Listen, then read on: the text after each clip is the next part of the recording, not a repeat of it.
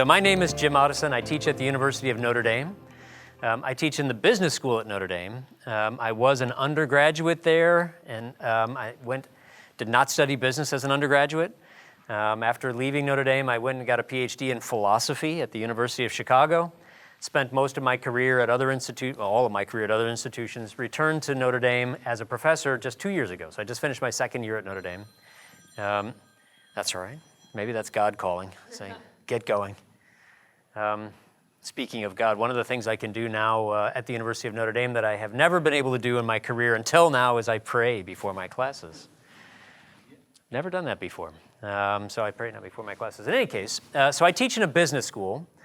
And as a philosopher, there are not many philosophers in business schools, as you might guess. There are very few of us. We basically know who all of each other is. There's just a few of us. But we're hoping to increase our numbers eventually. But one of the things, so I was asked to teach a business ethics course at my prior institution before coming to Notre Dame, a business ethics course. Just about every business school has these courses called business ethics. And in most places, they have a lot of similarities, namely, none of the students don't like them and the faculty don't like to teach them. Oftentimes, people don't really understand why they're there. And I thought this was a little odd, and so before I taught my first business ethics course, I decided to do a bit of a survey of syllabi. So I looked at what other people who were teaching these courses taught, and a couple of the things I discovered were there's basically no consensus about what such a course should teach, what material is required or essential or not essential, what the goals of a course like that are. Very wide range of all kinds of different things. Which I thought was strange and odd for a discipline that considers itself a discipline. Business ethics is a discipline, but there didn't seem to be much consensus about these courses. But I also noticed one other thing, and this really did strike me as strange. Many of the students who were studying business, the undergraduate students who were business majors in various disciplines, finance, marketing, accounting, whatever they were, if they had to take a business ethics course, what I discovered was that many of them were embarrassed by the fact that they were studying business. They didn't want people to know, including their peers, their friends in college, to know they were studying business. Now just think about that for a second. That strikes me as a very strange thing. If you're studying something, thinking about dedicating your life to something, but you don't want people to know, that seems like a red flag. That seems like something we should pay attention to, maybe take a look at. And I found it to be especially true for people who are finance majors. So finance students especially didn't want anybody to know they were studying finance. They would tell their friends they're studying psychology or something, because I guess that sounded less threatening. Okay, so here's my thought about this. When I was thinking about business and business ethics classes, if we're going to have a discipline called business, and we're going to have schools of business, and we're going to teach people the technical skills they need to know about business, then there really ought to be some way of describing what they're doing such that you don't have to be embarrassed about it. Okay, so that's what I want to talk about today, is the ideas I came up with after teaching business ethics several times.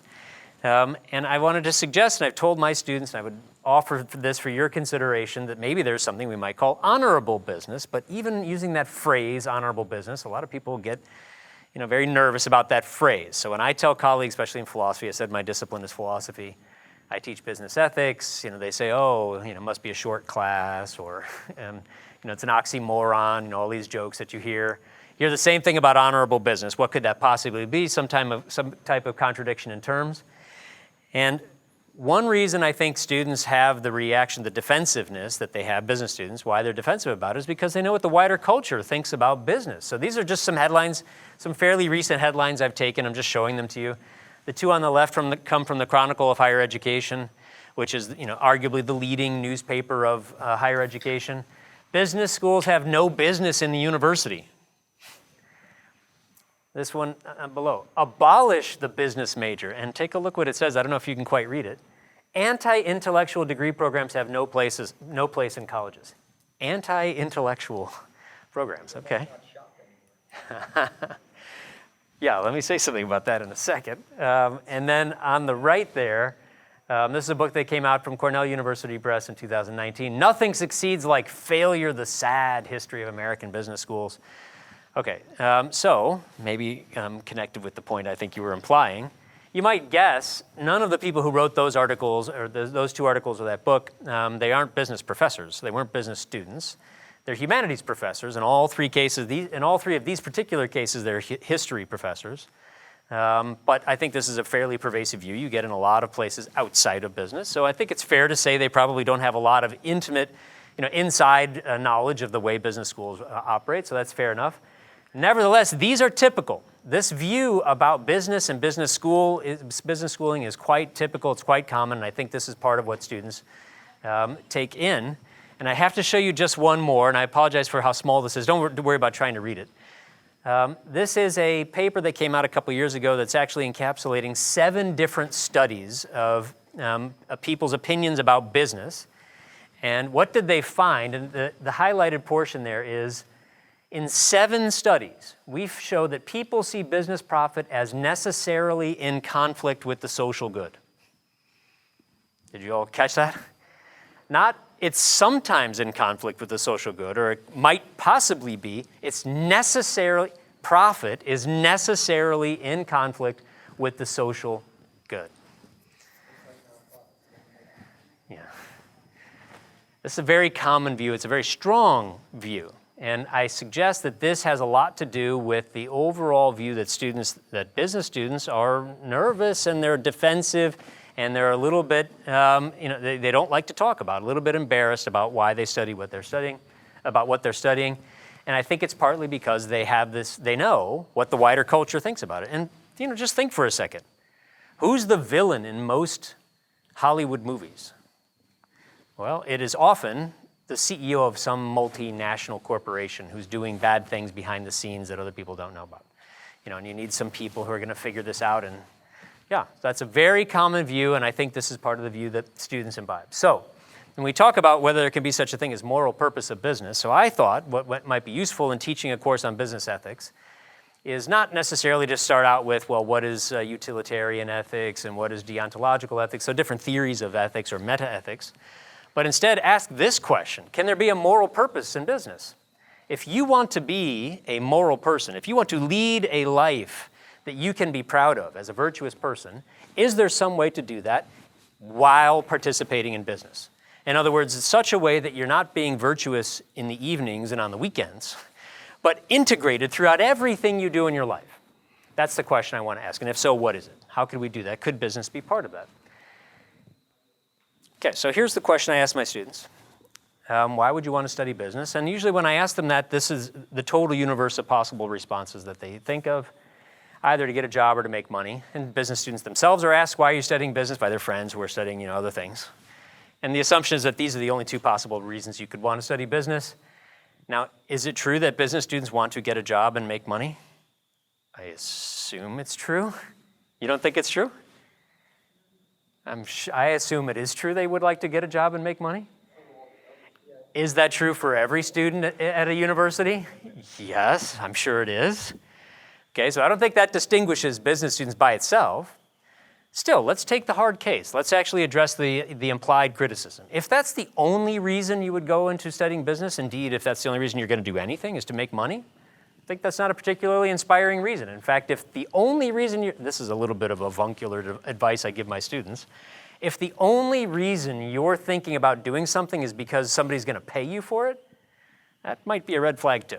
Maybe that's something you should reconsider. If that's the only reason, is there some other reason I would do it? Okay, so let's consider these 2 professions. Let's compare these 2. So think about medicine and business. So first of all, they are both professions. In both cases, there are specialties, subspecialties. In both cases, you need technical knowledge to succeed. To do well, you need some technical knowledge. In both cases, you probably need a lot of experience also before you're ever going to be successful. And in both cases, if you are successful, you might make a lot of money. Okay, so in all of those ways, they're similar. But think how differently the wider culture views those 2 professions. Specifically, I'll be specific and provocative, I hope. Nobody says to the medical professional, to the surgeon, nobody says to the surgeon, well, now that you've made your money, you need to give back to society. Okay, so, but have you all heard that phrase, give back? They do ask that of the business person, business professional, businesses, you need to give back. Have you ever thought about that phrase? Notice what people don't say is you need to give You need to give back. That's an important difference, isn't it? When you were a child and your mother said to you, you need to give that back, what does that mean you did? Yeah, you took something. You did something wrong that you now need to atone for. You need to make up for something bad that you did. So when people say that to business people or businesses, that they need to give back to society, is that because they think that if you're successful in business, you must have done something bad somewhere along the way, even if we don't know what it is? You need to atone for it and make up for it? I think the answer is yes, that is exactly what people think. That is exactly what people think about successful businesses, business people. If you're successful, you must have done something wrong. You need to atone for it like a sin. You need to give back to society. That's why they think that. Okay, so here's my suggestion and my first argument I want to make for you for your consideration. Here's what I would say. Suppose we, as if we were a class and we look at all of the arguments in favor of a market economy, all the arguments in favor of business in a market economy, and then we also look at all the objections and worries and concerns that people have. Suppose we've done all of that. We review that dispassionately, and at the end of it, we come to the conclusion, or you come to the conclusion, that, business really is the sort of activity that you need to make up for afterwards. It really is the kind of thing where you're going to have done something wrong, you're going to need to make up for it, you're going to need to give back afterwards. Okay, here's my argument. If that's the conclusion we come to, then we should not ask business people or business students to give back to society. That's the wrong thing. What should we do instead? I would say even something expropriated is what he said. Power to the people. All right. I would say something different. I would say don't go into business in the first place. You shouldn't do it in the first place. Well, so think about other sins. What do you say to the thief? You don't say to the thief, well, it's fine as long as some of what you steal you give to charity. You say stop stealing. You don't say to the murderer, well, it's okay as long as most of the people you kill are bad. Stop killing. You don't say to the adulterer, etc. You can go down the other sins. What we say is don't do it in the first place. So I think we should have the courage of our convictions. If we really think that business is an inherently suspicious activity, such that you cannot conduct it honorably, that if you're successful, you will have done something wrong, then I say we shouldn't encourage people to do it in the first place. We certainly shouldn't have schools that teach you how to be we don't have schools that teach you how to be really good thieves. That would be bad. That's where they go. So I would say if business really is the sort of thing that we need to atone for, if there's no way of conducting business such that it's valuable in itself, we shouldn't engage in business. And so what's the alternative there? Business should be valuable in itself. To turn that around, if we're going to engage in business, if we're going to have professors who teach business or business ethics, we're going to have business schools, and if we're going to encourage people to dedicate their lives to business, then there better be some way of describing it such that it's valuable in itself. The actual activity of business creates value, positive value in the world. Not for what it might do afterwards, not by giving away to charity, and there's nothing wrong with giving to charity, but not in trying to atone for it later. The actual activity of business itself has to be valuable in itself, otherwise we shouldn't do it. Okay, so that brings me to this question. Why should we engage, teach, have business? Why should we have it? And indeed, the course that I teach at Notre Dame, I don't teach a course, it's not called Business Ethics or Introduction to Business Ethics, it's called Why Business? That's the title of it. So here's my little answer. What I'd like to give you for just the next few minutes we have together, I just want to sketch for you the answer that I have for this, my own answer. So I start with Aristotle. I mentioned that I was a philosopher by training, so I hope you'll allow me to talk about Aristotle, but don't worry, just for a minute or two. It won't be too painful. According to Aristotle, human beings have, maybe uniquely among creatures on Earth, a hierarchy of ends or hierarchy of purposes. All that means is that there are things that we want to accomplish today that are in the service of our medium-term goals, which themselves are in service of longer-term goals, and so on, until we get to what Aristotle said is our ultimate purpose, our ultimate goal, our ultimate aim, which is the final thing for the sake of which everything else we do is in the service, okay? So we have a hierarchy of purposes. All right, now for human beings, what actually is this ultimate end? According to Aristotle, it's this word called eudaimonia. That's just a transliteration of the Greek word, eudaimonia. Maybe some of you have heard that word before. It's a bit hard to translate into English. It's often translated as happiness, which is okay, but you got to be careful about that in English because happiness in English can mean a lot of different things. It can mean contentment, it can mean pleasure. That's not quite what Aristotle has in mind. Aquinas' phrase, ordered happiness, gives you a little bit more of the flavor, but I would say something like this. Eudaimonia, on Aristotle's view, is something like cognizance of a life well and fully lived. Well and fully lived. A flourishing life.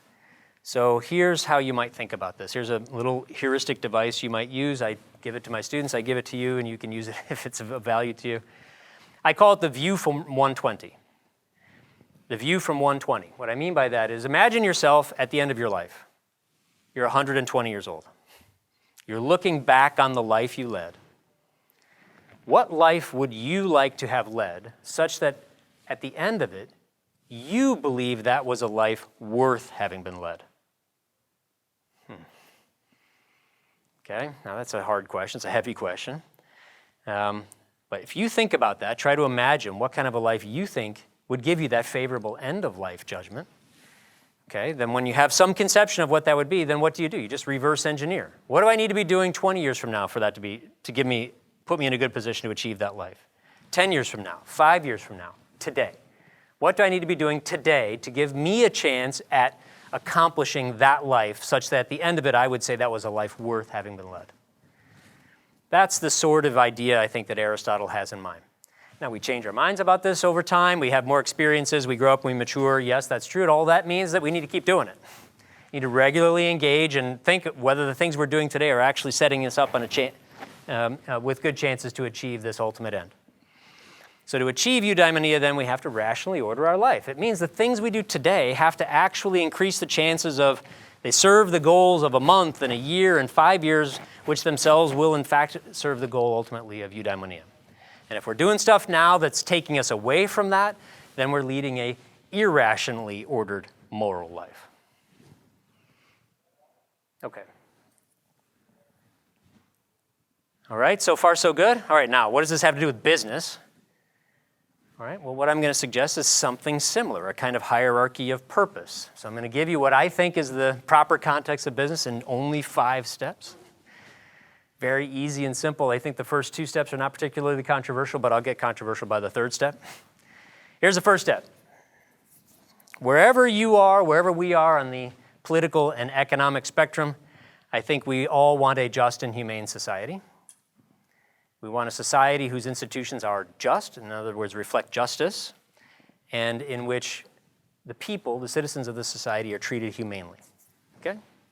It's a high level. I'm not giving you a specific, maybe you're worried about, we have different definitions of justice and what it means to have a just and humane society. Fair enough. Give me a second, I'll get a little more specific.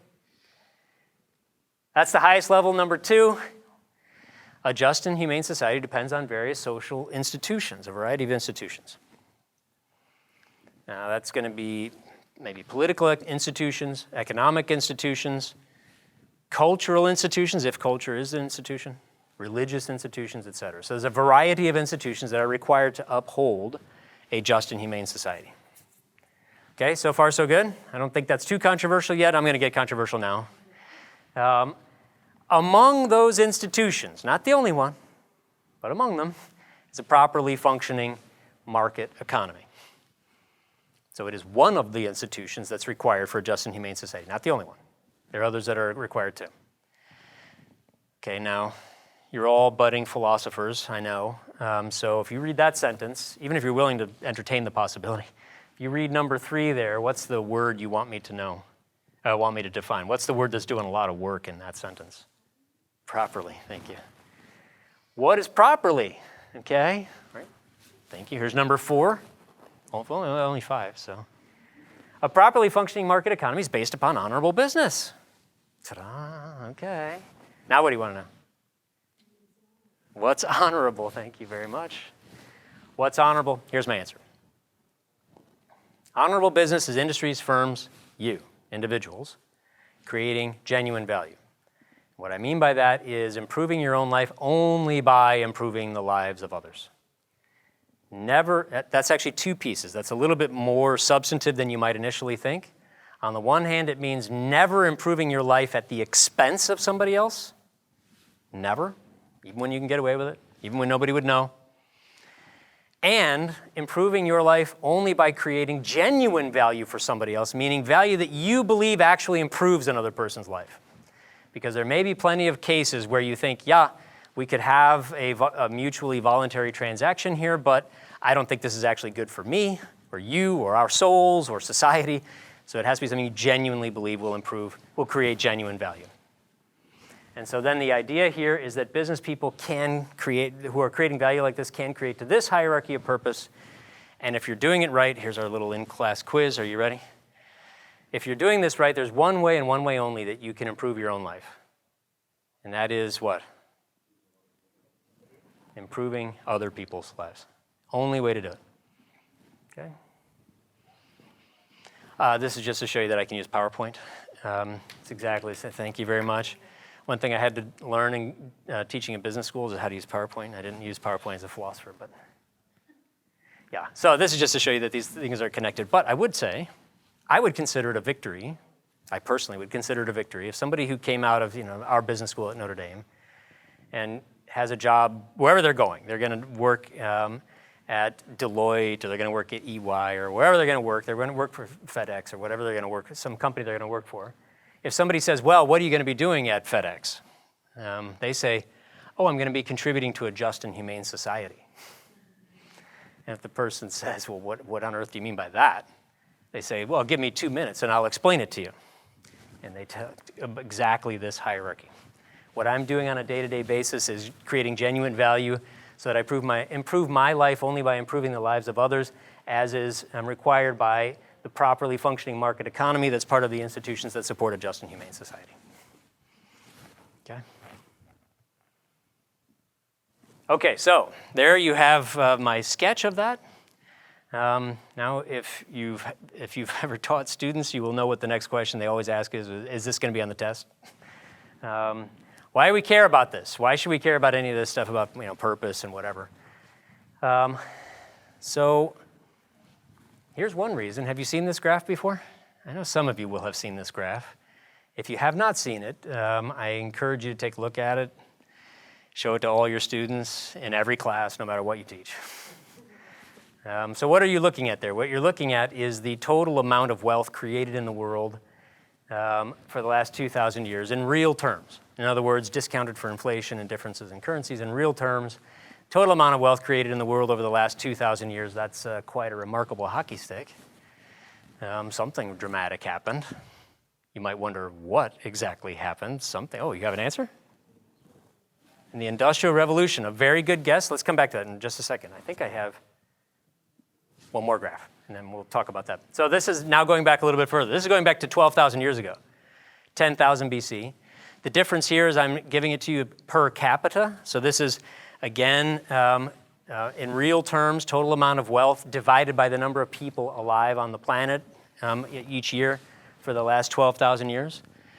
You can see there are two different lines there. There's the red line from Brad DeLong, who's an economist at Berkeley right now, California, Berkeley right now. The blue line is from Angus Madison, who, as I've said before, should have won a Nobel Prize for doing this work, figuring out how to calculate this all the way back to year one. He died before he was able to do this. The differences between the two lines are owing to slightly different ways of calculating, but I think those are less interesting than the consistency. What you have is remarkably consistent, remarkably low, and then something happens. Okay, so what could have happened? So we have one suggestion, the Industrial Revolution. Maybe you have other ideas. So now you're beginning to think you might have been primed in various ways for what's going to happen. Suppose you're a social scientist, you've never looked at anything like this before, you don't know what any of this represents. What's the interesting part of this graph? Well, is it what happened between 5,000 and 4,000 BC? No. 4,000? No. What happened here? Something dramatic happened. Now, what can we rule out? Before we figure out what happened, what did happen, there are some things we can rule out as explaining that. For example, are human beings biologically different today than they were 12,000 years ago? Nothing. No, that's not it. Are they psychologically any different? No. If you took a child from 12,000 years ago and transported that child to Grand Rapids, Michigan in 2022, what would that child be doing? I was going to say playing Far Cry 6 or something like everybody else. I don't know, whatever the latest video game is. They'd be doing something indistinguishable from every other kid that they grew up with, so there'd be no difference. So it's not biology, it's not psychology. What about the climate? Did the climate change during this time? So this period, 12,000 years ago, was right as we were coming out of the last great ice age. So in the last 12,000 years, did the Earth warm? Did it cool? The answer is yes, both. You had a little bit of warming, you had periods of cooling, it went up and down. No change whatsoever, nothing. Okay, that seems to rule out three prime suspects. Not biology, not psychology, not climate, something else changed. What changed? So maybe you think, well, there's something like the Industrial Revolution, that's what you mentioned. Industrial Revolution happened, it's hard to tell because I'm collapsing so many years there so you can't quite see the time frame. It looks like the Industrial Revolution succeeded rather than preceded the change. In other words, something was beginning to happen that led to the Industrial Revolution, which supercharged everything, and then it all took off. And one way to think about this, I'll give you this question. If you think about, if human beings aren't biologically different, they aren't psychologically different, why didn't the Industrial Revolution happen some other time? Why didn't it happen in some other place? I'll give you one example. When was the first functioning steam engine? Anybody know?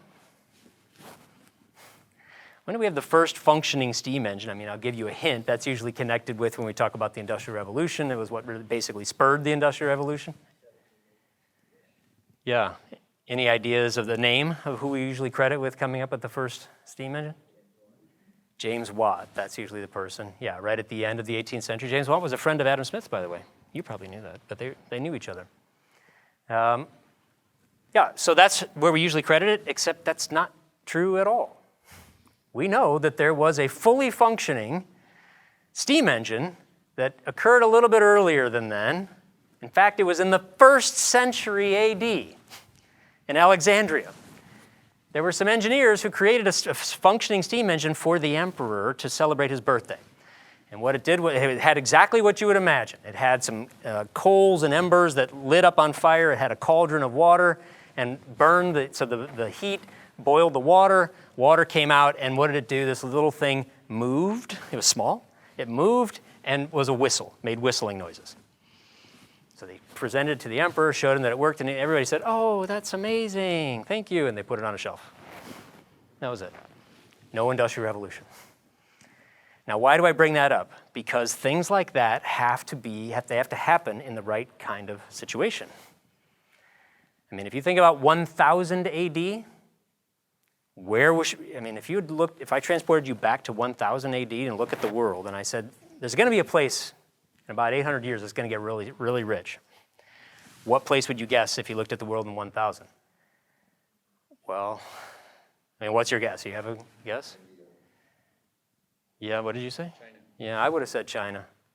China first, probably, because that was the Song Dynasty in China. You remember the Song Dynasty? Song Dynasty, huge territory. They had ships that could navigate oceans. They had a literate populace. They knew about agriculture. They had writing. They had gunpowder. They had a lot of stuff that you would think were the ingredients for Industrial Revolution, and yet nothing happened. Nothing happened. Something else had to happen. Maybe Babylon would have been second guess after, but what you wouldn't have guessed is some weird backwater in Northwest Europe. I mean, what was going on in the British Isles in 1000 AD?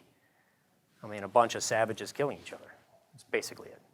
I mean, I'm exaggerating, but it wasn't much more than that. Very small groups of who were just traveling around killing each other. So something else is going on. Now, maybe you have, this is just to show you how big it is. The average person in 1800 was no better off than 100,000 BC as far as we can tell. There was basically no change in human existence for all of that time. and look at it today. What we have today is, in the last 200 years or so, we've gotten a 16-fold real increase worldwide in wealth and a 55-fold increase, real increase. Not 55%. Let's just make sure. 55 times as high. The average person in the United States today is 55 times as wealthy as the average person in the United States in 1800. So now that brings us back to this question, what caused the change? I would like to give you my quick potential answer. It's a shift in morality. That's what I would like to suggest. Not a shift in institutions, a shift in morality. I think, so a lot of people today will point to changing institutions. My suggestion for you to think about is that institutions don't enforce themselves. They don't come from nowhere. They don't just fall out of the sky like manna from heaven. They are created by human beings, and they're only respected if human beings want to respect them. So human institutions tend to follow changes in human beliefs.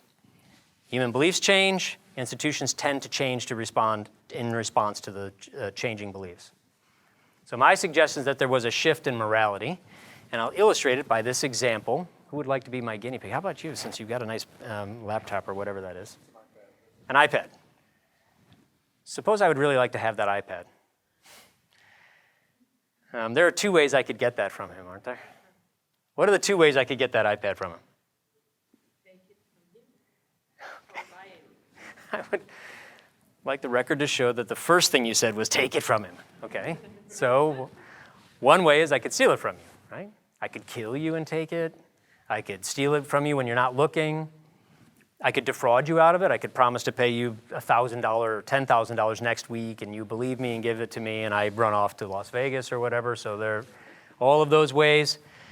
We can call all of those ways extraction because, so I call them extraction, because what do those ways have in common? First of all, they're not voluntary.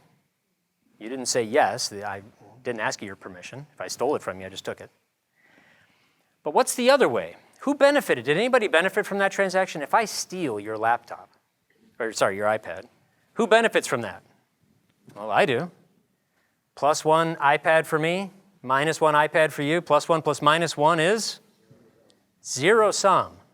In other words, that's not creating new wealth. That's just moving it from one place to another. Okay? All right, so that's one way I could get it. What's the other way I could get it from? You can buy it. Yeah, I could make you an offer that you're free to accept or decline. Suppose I make you an offer, I don't know what it is. Suppose I say I'll give you $500 for it, and suppose you say, okay. I give you the $500, you give me the iPad. Now who benefited from that transaction? Did we both benefit from it? Yeah, we did. And we know we had to, right? Because if you didn't think you benefited, Dr. Bob Roller, if Dr. Roller didn't think he benefited from that transaction, what would you have said? Yeah, he would have said no thanks. And as long as his no thanks is respected, I can't force him, then the fact that he said yes means he thought he benefited from his perspective. Same thing with me. If I didn't think the deal was good, I would have said no thanks and gone somewhere else. So if both of us voluntarily say yes, that means both of us from each of our individual respective perspectives believe that we benefit. So it's mutually voluntary and mutually beneficial. Does that seem obvious to you, mutually beneficial? So, ladies and gentlemen, I submit to you that is not obvious to the vast majority of people in the world today, and it has not been obvious throughout almost all of human history. How did human beings get the wealth they did, historically speaking? Think about the great civilizations of the past. What did they do? As soon as one person or one group got enough power, what did they do? Conquer, enslave, steal, colonize. They take it from other people. So how did the Romans get all the capital they needed to build the Colosseum and the roads and the aqueducts? Well, slavery, conquering, theft, etc. Yeah, taxing. Not like voluntary taxing or taxation with representation, but yeah. So let's call those two ways that we can get something from somebody else extraction versus cooperation. Extraction versus cooperation. And the difference is one's voluntary and one's involuntary. One benefits one party at the expense of the other, whereas the other one, both parties benefit, or all the parties benefit. And my suggestion is that what began to happen is more and more people suddenly began to think that maybe the moral way to deal with people was through cooperation rather than extraction. That maybe we can all be better off if we engage in cooperation rather than extraction. If we view other people not as enemies, but as opportunities. And not just an opportunity today, but maybe tomorrow too, and the next day. People began to change their views about this, partly because of a changing moral view. And so I'll ask you, here's my in-class quiz. Ready? Two questions. Between extraction and cooperation, which one is more moral? Well, wait, that's supposed to be the easy question. That's cooperate. Let me ask that question one more time. Between extraction and cooperation, which of them is more moral? Cooperation, okay, thank you. Does anybody want to dispute that? Okay. All right, so that's more moral. Now, what's the answer to this question? Which of the two leads to increasing overall net prosperity? By a spectacular stroke of good luck, it's the same one. The same one. That's what I think people began to see. But the second part, leading to increasing prosperity, I think followed on the heels of it being the moral way to treat other people. So here's my suggestion. Honorable business, what I call honorable business, is just cooperative business with just a tad more. So let me explain that now, and then we'll stop so we can have some questions. So what am I calling honorable business? First aspect of honorable business, never engage in extractive behavior, no matter what, even when you won't get caught, even when the benefit to you is enormous and you think the other person won't miss it or something. Never. As a matter of principle that you've incorporated into your character, part of your identity, who you are, never engage in extractive behavior. Think about it like the Hippocratic Oath. I don't know if if medical doctors still do the Hippocratic Oath. Does everybody know what that is? What is the Hippocratic Oath? What's the first part of it? First, do no harm. Yeah. So whatever else you do, you do not make somebody else worse off against their wishes. That's the first step. Never benefit yourself at another person's unwilling expense. And then second, what follows from that? Cooperative behavior only. Look for ways to engage in behavior that benefits not only yourself, but others. How in practice do we do that? Treat all parties with respect for their autonomy and dignity, which means respecting what I call their opt-out option. If you make an offer, proposal, request, demand to somebody, they have the right to say no thanks and walk away. And you must respect that right. No matter who they are, what their race, religion, social class is, none of that should matter. That should be true for everybody in your society. If somebody says no thanks, you have to let them go. What if you know that they're making a mistake, or if you believe they're making a mistake? Still have to respect it. If you know they're making a mistake, still have to respect it. If later on they realize that they made a mistake, still had to respect it. I think that's part of viewing another person as possessed of dignity. You have to respect their choices. It also means honor your promises and commitments even when no one's looking. Avoid opportunities. I'm happy to talk about that a little more in the question and answers. All right, now the third and final part. I said honorable business was cooperative business plus a little bit more. Here's what I mean. I think we're called, and I'm using that word on purpose, we're called to make a positive commitment to figuring out ways to generate positive, genuine value for other people. In other words, here's what I mean by that.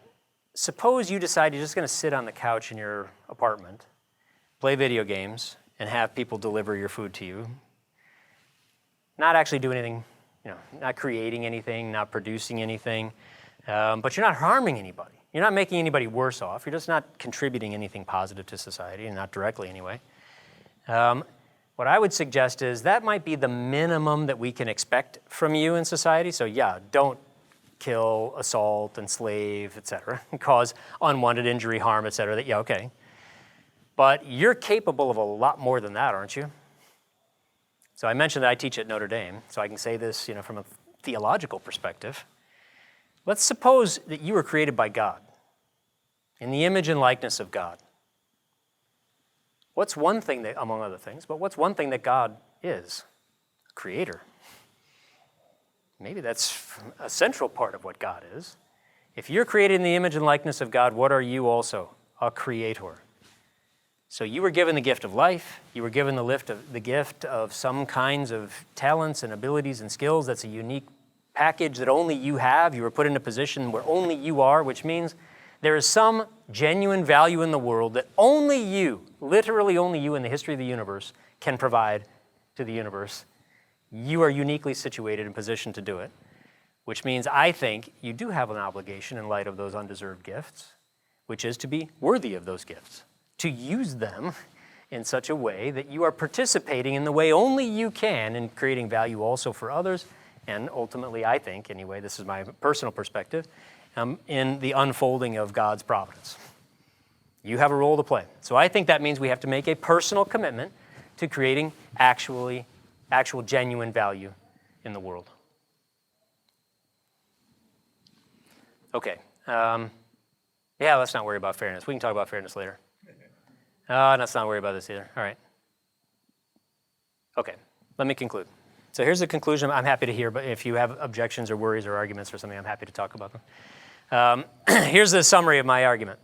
What I'm calling honorable business is cooperative, not extractive. It's cooperative. And because it's cooperative, it treats people with the dignity that they are due as being created in the image and likeness of God. In other words, you make proposals to people that they are free to say no to. And that's a way of showing them respect. No matter how much more money somebody might have than you, if Elon Musk walks in this room and says, I'll give you $1 billion to work for me at Twitter, could Elon Musk give you $1 billion to work at Twitter? Yeah, I suppose, sure. If you have the right and ability to say no thanks, then even though he has so much more money than me, I don't want to presume anything on your behalf, he has so much more money than me, our agencies are immediately leveled. He cannot make me do anything I don't want to do. All of that wealth then becomes irrelevant as long as we both have our opt-out options respected.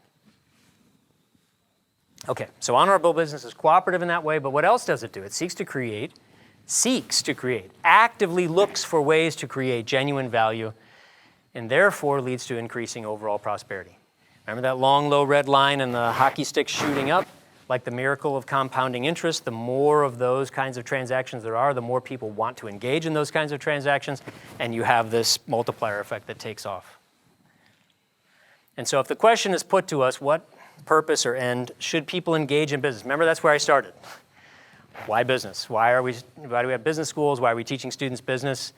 Here's my answer. What you should do, you should engage in business to use your time, talent, and treasure, your unique signature of time, talent, and treasure to benefit yourself and others simultaneously, at the same time. And if you do that right, then I think you can create both prosperity and morality, because remember, that's the proper way to deal with other people, is to make them offers, treat them as equal moral agents that they can say yes or no to, and you respect their choices. That's the way you can get both prosperity and morality. And so understood, maybe it's that the case that business might even be a moral calling. I'll let you think about that.